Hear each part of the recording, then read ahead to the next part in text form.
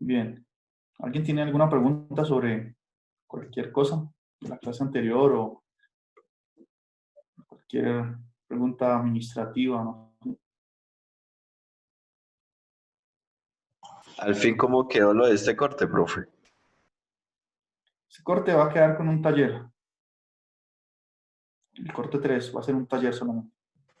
Qué pena, profesor, usted no sabe cómo quedaron las nuevas fechas de cancelaciones. ¿Las nuevas qué? No escuché ahí eso.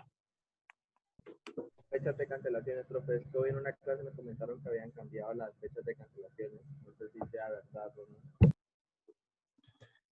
Bueno, no tengo esa información. Tendría que preguntarle, hablar con el director y a ver qué me dice. Voy a hablar con él hoy, luego de la clase.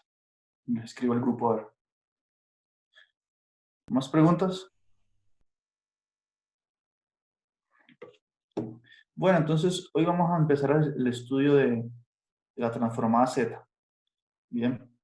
Entonces, podría haber hecho la definición formal de transformada Z. Sin embargo, me gustaría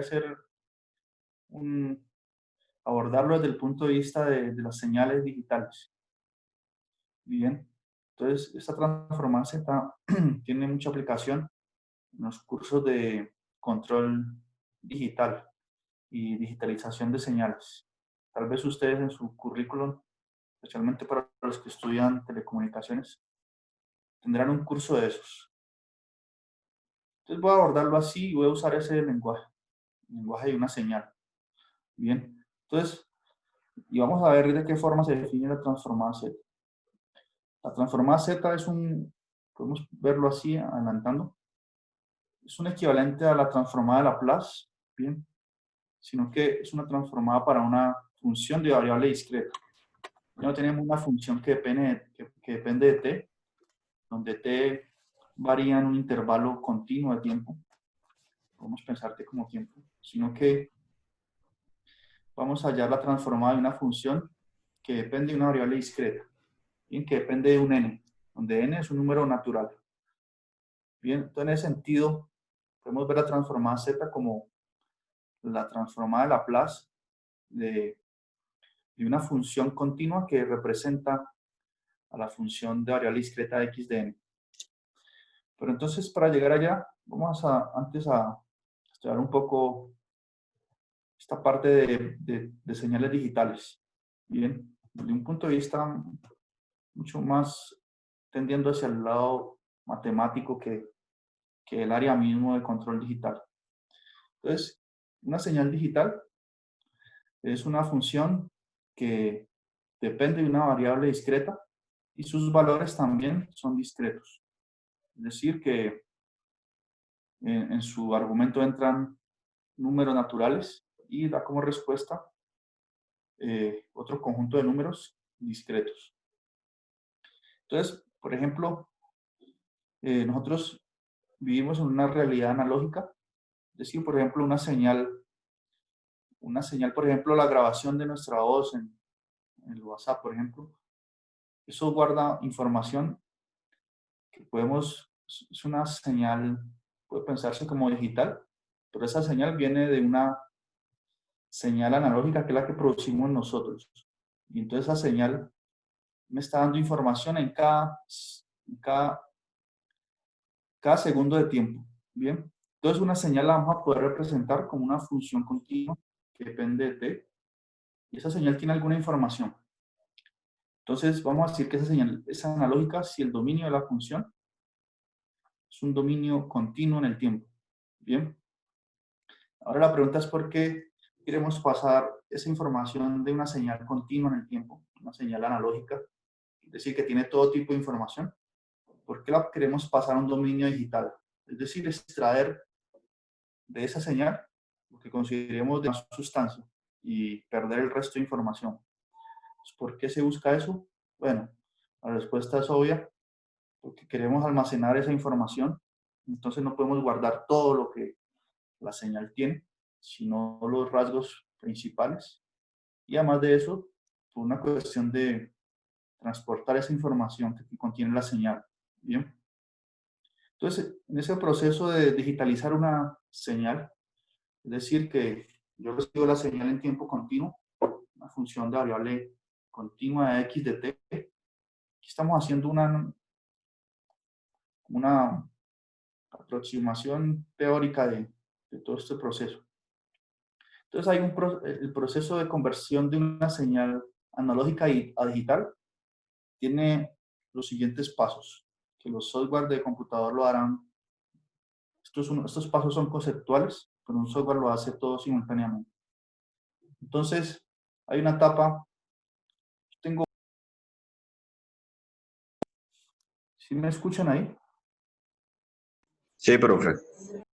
Ah, bueno.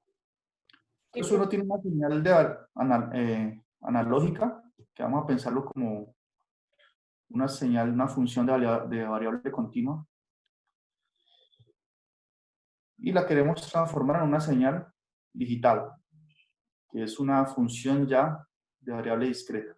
Entonces ese proceso sigue los siguientes pasos. Lo primero que uno hace es un muestreo de la señal analógica. Entonces, uno recibe la función de variable continua, t, y empieza a tomar a guardar información sobre algunos valores que toma la función. Por ejemplo, podemos pensar en esta función x de t, x sub a de t. Esto aquí una x, pero no aparece bien. X sub a de t. Entonces, la gráfica de esta función en tiempo continuo es la curva que vemos ahí. Pero nosotros queremos guardar solamente algunos puntos de esa función. Entonces, podemos escoger, por ejemplo, un periodo de muestreo. Entonces, vamos a decir, en este caso, un periodo de muestreo homogéneo. Entonces, podemos decir, vamos a ver cuánto vale la función en, en valores múltiplos de t. Entonces, yo muestro la función, por ejemplo, aquí en t. Entonces, miro cuánto vale x sub a de t mayúsculo. Luego la muestreo también en 2t, en 3t, en 4t. Entonces, voy guardando esta información, estos puntos que están aquí. Bien. Entonces, en ese caso, el t es el periodo de muestreo y 1 sobre t va a ser la frecuencia de muestreo. Cada cuántos segundos estoy muestreando esa función. Ahora, en ese caso, entonces yo defino ya una función que podemos pensarla como la versión analógica de la señal, que es una función xn, perdón, que va a ser exactamente la función analógica evaluada en estos puntos, de la forma nt. Bien, entonces estoy guardando solo esa información puntual.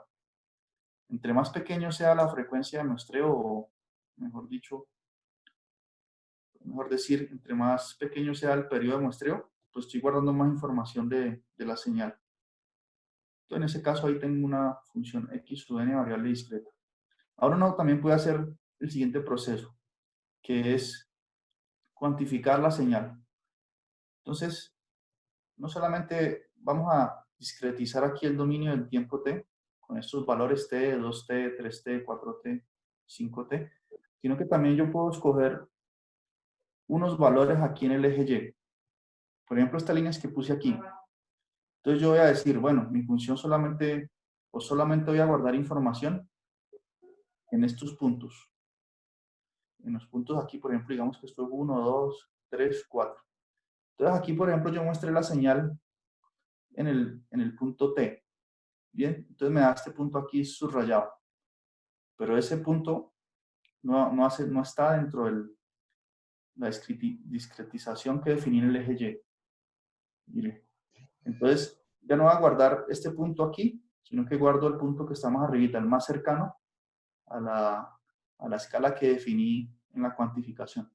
Bien, entonces no guardo tampoco cualquier valor. Entonces, en ese sentido, sí, la función va a ser de variable discreta y toma valores discretos también. Y esos valores discretos los estoy definiendo yo. Entonces, cuando algún punto se sale de alguno de esos valores discretos que yo definí en el eje Y, entonces yo tomo la mejor aproximación. Por ejemplo, este punto aquí está más próximo de esta altura, de este puntico que coloqué aquí sin rellenar, que el punto de abajo. Ve que de la línea de abajo. Entonces yo guardo esta información. Entonces, nuevamente, en ese proceso de cuantificación también pierdo información, porque ya no estoy guardando el valor exacto que toma la función, por ejemplo, en 3t, sino que voy a guardar el valor aproximado. Bien, entonces en ese caso se genera eso que se llama un ruido en la señal. Un ruido porque ya no estoy guardando la información exacta. Ahí tiene uno ese proceso de cuantificación. Y por último viene un proceso de codificación. Entonces a cada uno de esos valores, yo definí en esta escala del eje Y, le asigno un código. Puede ser un código binario o puede ser el número 1, 2, 3. Entonces de esa forma guardo esa información y ahí ya estoy haciendo ese proceso de pasar de una señal analógica a digital. Bien, y todo es discreto ya. Entonces ya no tengo continuidad ni nada de eso. Entonces así es que funcionan esos procesos, pero bueno, esto lo ven ustedes en un curso de control digital. Bien, pero consideré que era oportuno aquí, aprovechando que vamos a ver transformada Z, hablar un poco sobre eso. Entonces, aquí está el esquema, por ejemplo, está el mundo real, la señal analógica. Bueno, ¿me permite hacer el proyecto con eso? ¿Cómo? Yo me asesoro bien y lo hago. Pero no sabemos si quién está hablando. ¿Quién está hablando ahí? ¿Quién dice que hace un proyecto?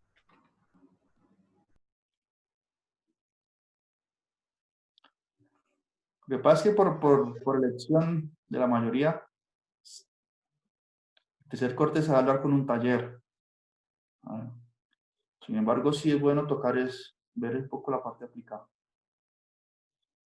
Pero el hecho es que esta señal de variable continua se entra en esta cajita que pasa de analógico a digital. Y ese proceso, digamos, proceso 3 aquí que dice de digitalización.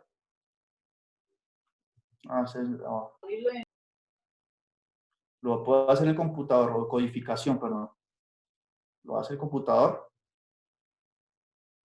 Bien. Y luego, después de ese proceso, esa señal digital vuelve a ser analógica. Bien.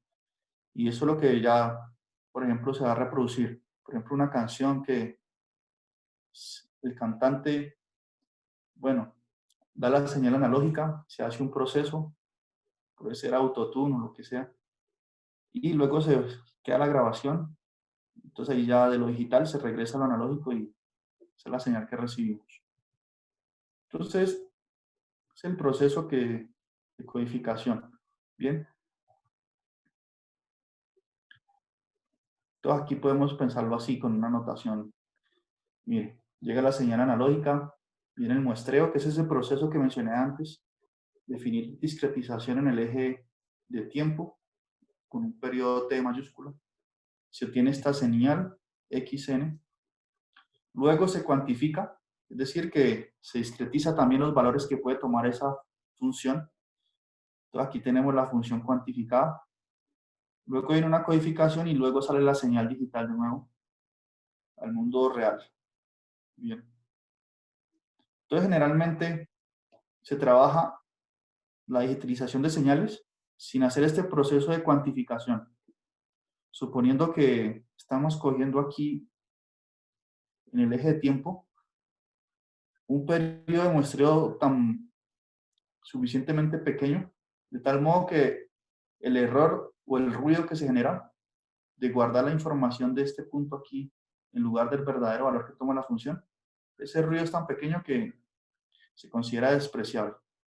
Entonces se trabaja simplemente haciendo el primer paso, que es simplemente el de cuantificación.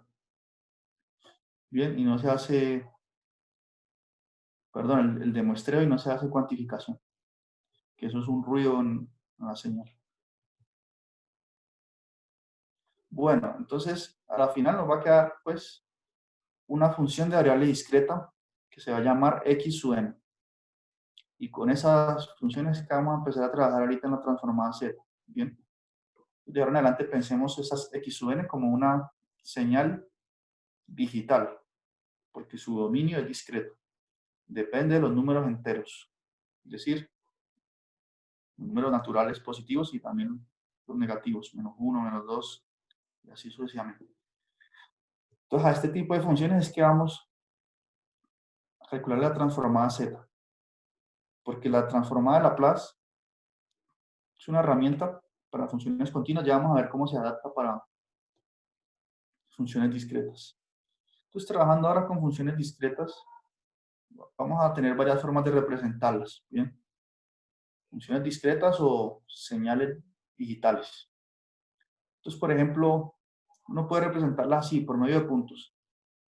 Esta función discreta, con este diagrama que está aquí, quiere decir que cuando n vale 1, la función vale 1, cuando n vale 2, la función vale 3, cuando n vale 3, la función vale 2, y así sucesivamente, ¿bien? Cuando n vale menos 1, la función vale 0.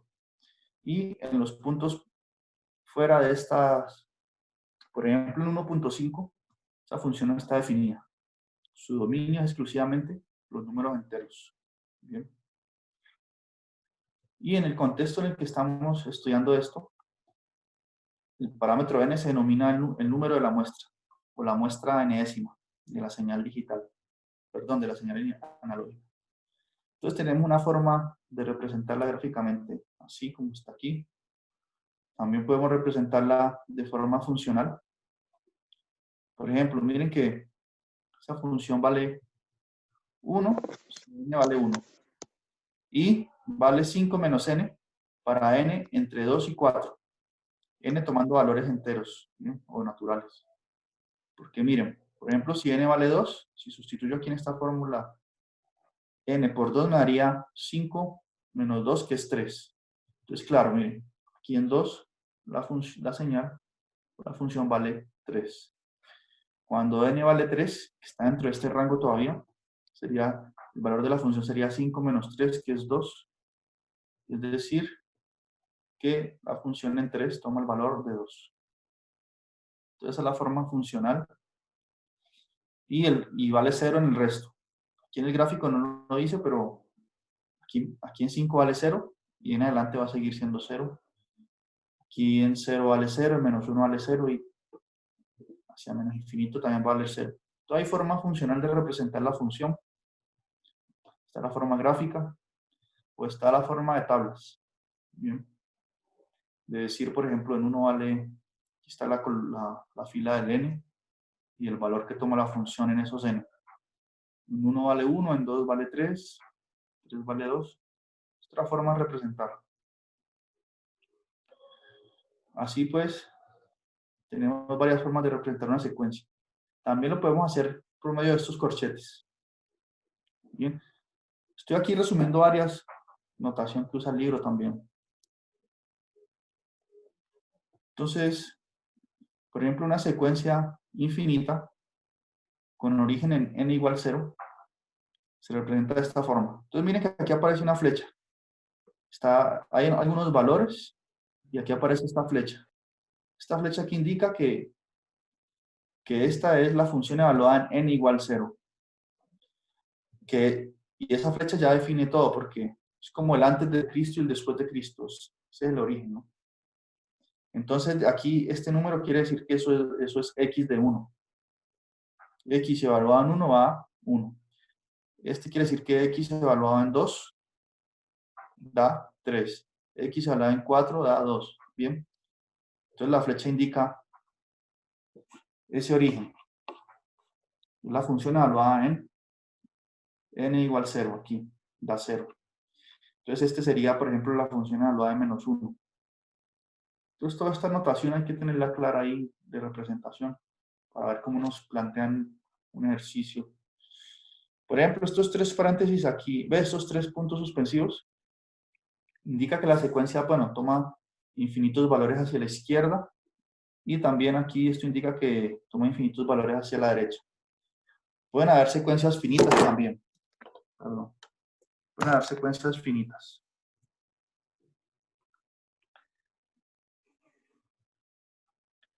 Por ejemplo, aquí. ¿Sí tengo audio ahí o sí? Daño algo. Sí. Ejemplo, también Sí, se puede profe. representar. Gracias. Si la secuencia es 0 para todos los números naturales menores que 0, es decir, es 0 en -1, -2, -3, se puede representar aquí, así, con la flecha en 0, para indicar que x de 0 es 0, x de 1 es 1, y no colocar los 3 puntos suspensivos, sino que dejarlo así.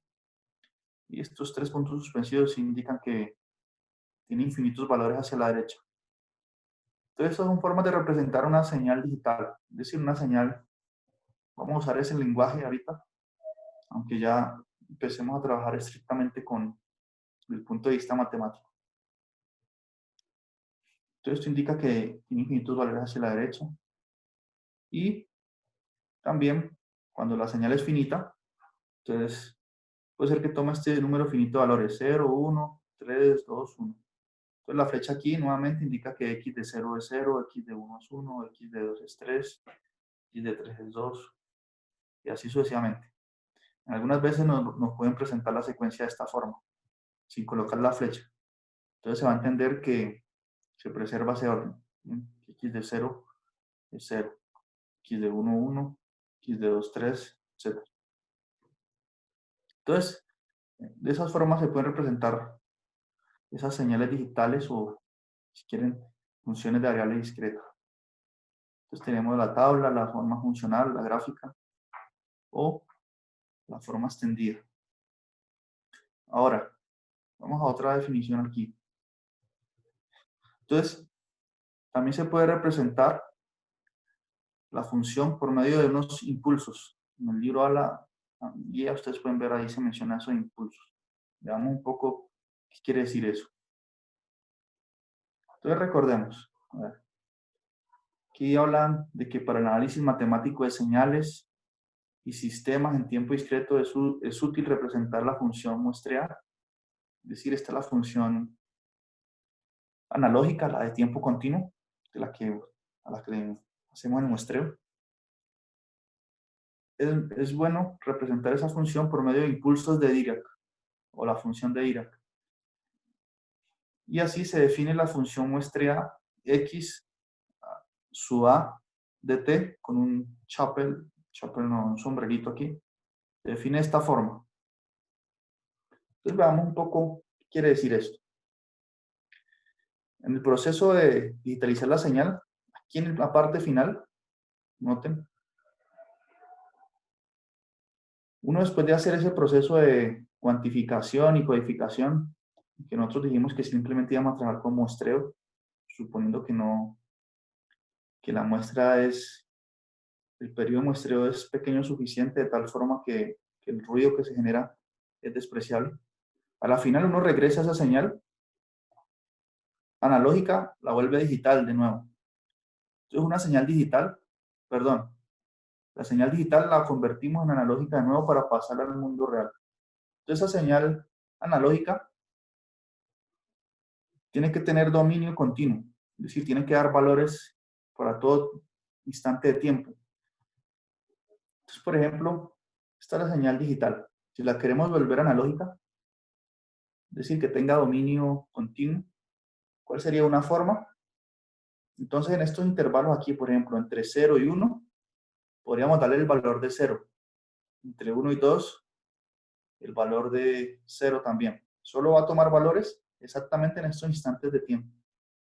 En 1, en 2, en 3. Y lo demás se hace 0. Bien. Entonces, eso se llama convertir la señal digital en analógica.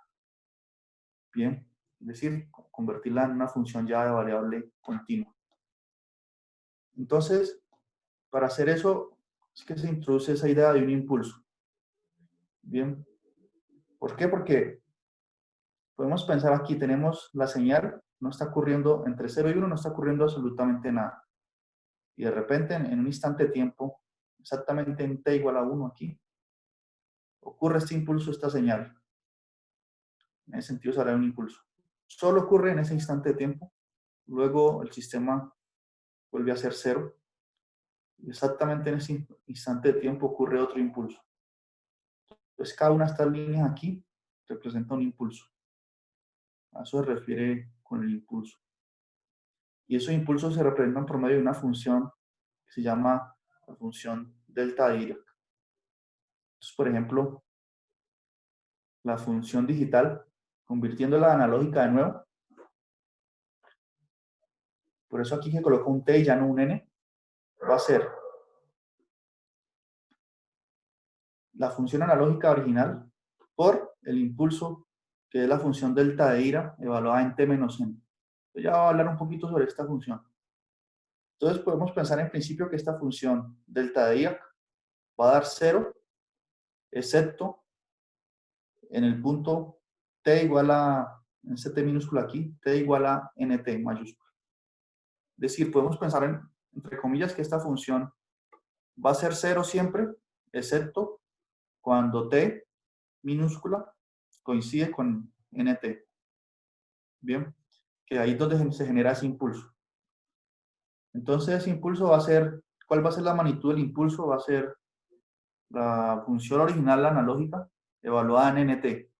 Bien, entonces así se van generando estos picos aquí. Miren. Por ejemplo, esto sería X evaluado en 1 por T. Es decir, X, la señal analógica evaluada en 1T. Luego la función vuelve a ser 0. Este sería la señal analógica evaluada en 2T. Bien, donde T es el periodo de muestreo, T mayúscula. Luego aquí ocurre este impulso, luego vuelve a ser 0.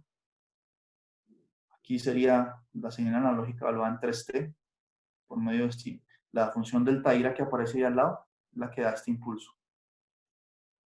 Entonces así convertimos la señal digital, que es esta que está aquí, de variable discreta, en una función de variable continua. Y esta función va a ser importante ahorita que definamos la transformada de Laplace. Entonces veamos un poco qué quiere decir esa función delta de ira. Entonces esa función tiene muchas aplicaciones, especialmente en probabilidad. Ustedes han estudiado probabilidad que uno tiene, por ejemplo, ¿ustedes han visto el curso de probabilidad o no? No, profe. No, señor. No, Ah, profe. bueno. Estadística es lo mismo. Ustedes han visto distribuciones de probabilidad, ¿cierto? En estadística. Yo Entonces uno no. tiene, por ejemplo, una variable aleatoria que toma algunos valores. Puede empezar una variable aleatoria como, por ejemplo, lanzar un dado. Los posibles valores que puede tomar es 1, 2, hasta 6. Entonces, uno define una distribución de probabilidad. Si el dado no está sesgado, la probabilidad de sacar 1 es un sexto, ¿no? Todas van a tener la misma probabilidad. Pero si uno lleva eso al caso continuo, si tiene una variable aleatoria tomando valores continuos, entonces la probabilidad de que esa variable aleatoria tome un valor en un intervalo va a ser definido por medio de una distribución. Entonces, algunas veces en probabilidad ven la función delta de ira como una distribución de probabilidad, la cual le da, por ejemplo, si la función delta de ira es igual a, o sea, le da toda la probabilidad a un solo evento. Toda la masa de probabilidad está dada en un solo evento. O también la pueden ver como una función generalizada. Bien, entonces pueden investigar en internet cómo se construye esta función delta de ira. Pero lo importante aquí es que ella hace ese efecto de dar esos impulsos. Bien, la función es 0 y en un determinado instante de tiempo da ese impulso, cuya la magnitud de ese impulso va a ser este factor que la acompaña. Bien, entonces así por eso tenemos ese tipo de gráfica. Así va a 0, viene el impulso, vuelve a ser 0, vuelve el otro impulso. Es una forma matemática de representar ese efecto. Entonces, para no entrar mucho en esos detalles, podemos pensar que la función delta de ira, una expresión informal, es de esta forma. La función delta de ira evaluada en x va a ser igual a infinito si x es igual a 0 o 0 si x es distinto de 0. Entonces, en este caso, por ejemplo, podemos pensarlo así. Hay un sistema en el que no está ocurriendo absolutamente nada o una señal y justo cuando x es igual a 0 ocurre ese impulso. Ocurre una perturbación, podemos pensar, del sistema, y esa perturbación es de un tamaño y una magnitud infinita, justo en ese instante, y luego vuelve a calmarse el sistema. Por ejemplo, a un avión y cae un trueno, entonces en un instante de tiempo ocurre ese hecho, cae el trueno con una gran fuerza, una magnitud infinita, y ocurre en una milésima de segundo y luego desaparece. Físicamente puede pensarse así esa interpretación. Y esa función delta de Dirac además satisface lo siguiente. Miren que esta fórmula integral que satisface puede ser bastante curiosa también, porque esta función no está solamente toma el valor infinito en cero. Entonces, en ese sentido, esta función no está definiendo área con el eje X. Sin embargo, aquí me estoy yendo con la integral de menos infinito a infinito de la función delta de ira de X, tiene que ser igual a 1. Bien, pero esto tiene mucho que ver con la forma en que se construye la función delta de ira. Y les digo que la pueden ver, pero yo menciono estos hechos aquí como una curiosidad y vamos a usar más bien estas fórmulas que satisfacen la función delta de ira. Además, satisface lo siguiente. Esta es un delta de ira, cuando aparece aquí delta de ira evaluado en x menos x sub 0, esto quiere decir que toda la masa se le está asignando al punto x sub 0. Entonces, por ejemplo, aquí, delta de ira de x menos x sub 0 sería infinito si x es igual a x sub 0 y 0 en los otros casos. Bien, esa es la delta de ira como trasladada. Entonces, otra forma importante que satisface la función delta de ira es que si yo integro una función f de x multiplicada por delta de Dirac trasladado en x sub 0, eso va a dar la función evaluada exactamente en el punto de x sub 0. Entonces toda la masa se le transfiere aquí a la función. Bien, porque en términos estrictos, recuerden, la función delta de Dirac es una función que es 0 todo el tiempo. Todo el tiempo es 0, excepto cuando x es igual a x sub 0, y ahí toma el valor infinito. Entonces ahí genera ese impulso. Entonces, en el sentido estricto, esto no tendría por qué estar generando área, porque la multiplicación de ellas dos es una función que todo el tiempo vale 0 y que cuando x es igual a x sub 0, ahí sí la delta de ira vale infinito y esta va a valer f de x sub 0. Pero el efecto que va a dar de esa multiplicación es f evaluada en x sub 0. Entonces la función delta de ira tiene mucho misterio ahí, ¿no? No es función en el sentido estricto de la palabra, pero ella es la que nos da esa idea de los impulsos, de la que habla el libro. El libro menciona, tiene una sección larga hablando de impulsos, toda esta parte. Entonces, por eso decidí abordar esta parte transformada de Z de esta forma para poder, por lo menos, llevarnos una idea en el curso de qué era eso los impulsos. Bien. Entonces, la función delta de ira representa un impulso unitario en el punto de x igual a x sub 0 y se puede representar así. Bueno, haciendo estos dibujos bien claro, va siendo 0 la función y exactamente en x sub 0 se genera ese impulso de gran magnitud, de magnitud infinita, y luego el sistema vuelve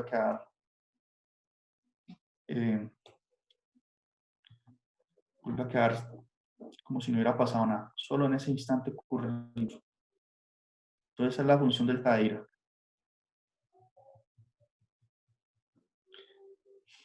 Entonces, como lo que les mencionaba antes, si consideramos la señal analógica de variable continua, le hacemos el muestreo como está aquí, en algunos puntos, en 5T, en NT, en cada uno de estos puntos.